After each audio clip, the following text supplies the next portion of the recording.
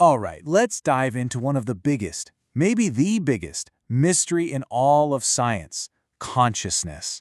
You know, that feeling of being you, the light that's on inside your head. But for science, trying to explain it is a fundamental, almost maddening challenge. So how are scientists even trying to get their heads around it? And yeah, that's really the heart of it, isn't it? Philosophers have a name for this. They call it the hard problem. Think about it. Science is all about objective stuff, things we can measure from the outside.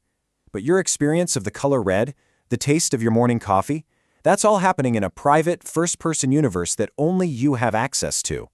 So how on earth do you measure a feeling with a machine? This single question has kicked off an incredible battle over what science is supposed to be. So here's how we're going to break this all down. We'll start with that measurement problem. Then we're going to look at a pretty radical theory that tries to solve it by starting from scratch. We'll see how that idea leads to some seriously mind-bending conclusions. And after that, we'll check out a more traditional biology-first approach. All of this is going to lead us right to the core of the debate, which is really a clash between two completely different ways of doing science, and the huge question it leaves hanging in the air. Okay, so first up, the measurement problem. The scientific method is, it's amazing for studying things we can all see and agree on from the outside. You know, planets, cells, chemical reactions. But consciousness? It just doesn't play by those rules. My feeling of joy is completely locked inside my head, and yours is locked in yours. We don't have a consciousness meter we can just point at someone to get a reading. This private nature of experience is the #1 roadblock to building a scientific theory up. So, to try and get around this roadblock, one really bold and frankly controversial theory just completely flips the script. It's called integrated information theory, or IIT. And the wild thing is, instead of starting with the physical brain and trying to work its way up to consciousness, it starts with consciousness itself and works its way down to the physical world. The whole method here is what's so out there. IIT basically says, hey, let's forget about brains and neurons for a second. Let's just agree on the fundamental, undeniable truths about experience itself. They call these truths axioms, and only from there does it start to figure out what a physical system would have to be like to have those properties. It's a phenomenology-first approach, which is a huge departure from how neuroscience usually works. Okay, so it works in a few steps, and it's actually pretty logical when you lay it out. First, you've got the axioms. These are things that are true for literally any experience you could ever have. You know, like the fact that it feels like it's your experience, that it has a certain structure, and it's always one specific thing, not just a blurry mess of everything at once. Then come the postulates, which are the physical rules. To get those properties, a system has to be integrated. Its parts have to affect each other in a way that makes the whole thing more than just the sum of its parts. And finally, you get a number, a mathematical value called phi. And the theory goes, the higher the phi, the more conscious the system is. But here's the thing. If you really follow that logic all the way to its conclusion, you end up in some very, very strange places. See, IIT isn't just a theory about brains. It's a theory about any system that has that kind of internal cause and effect structure.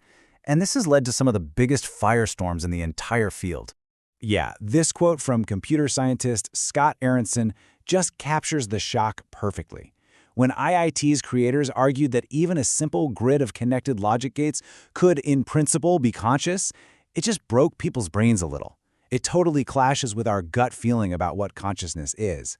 It suggests it might not be a special gift of biology at all. And you can see how that plays out right here. On one side, you've got the human brain. IIT says, yep, that thing has an incredibly high phi value. It's super conscious. No arguments there. But on the other side, you've got a simple circuit, like a photodiode, or even just an arrangement of computer parts. According to the strict math of IIT, as long as its parts can influence each other, it has a non-zero value of phi. It has some tiny, tiny glimmer of consciousness. And that right there is where a lot of scientists say, nope, I'm out. Now, in reaction to all these really counterintuitive ideas, a competing approach basically doubles down on traditional science. This view, let's call it neurobiological naturalism, or NN, doesn't mess around with abstract axioms. It starts with the one thing we can actually point to and study: living, breathing, conscious animals. Right, so NN takes a classic evidence-first approach. It says, look, let's study all the animals we're pretty sure are conscious. You know, vertebrates, arthropods like insects and crabs, even cephalopods like octopuses. What do all their nervous systems have in common? From this perspective, consciousness isn't some fundamental property of the universe, it's a complex biological tool that evolved to help creatures survive. And when you do that, when you compare them, a pretty consistent picture emerges. All these animals have really complex brains. They have sophisticated senses, intricate wiring with tons of back and forth chatter between different regions. They have ways to focus their attention and to form memories. So the big takeaway from this approach is that consciousness seems to demand a very specific and very complicated biological toolkit. A simple circuit, it just doesn't have any of this stuff, not even close. And this brings us right to the real heart of the whole debate. Because this isn't just about one theory versus another. It's really a clash between two completely different ideas about how science should even tackle a problem as deep as consciousness. You can really see the difference when you put them side by side. IIT starts with our subjective experience and uses deductive logic. It goes from a big theory down to specific predictions. Its proof is all about mathematical elegance and logical consistency. But NN, it starts with objective biological evidence and uses inductive logic. It builds a general theory up from specific observations.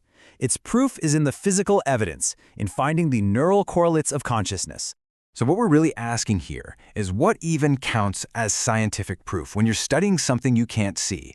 Is it a beautiful, mathematically perfect theory that starts from first principles, even if it tells you a rock could be conscious? Or is it a theory that's grounded in hard physical evidence, even if it can't yet explain that hard problem of how a bunch of cells creates a feeling?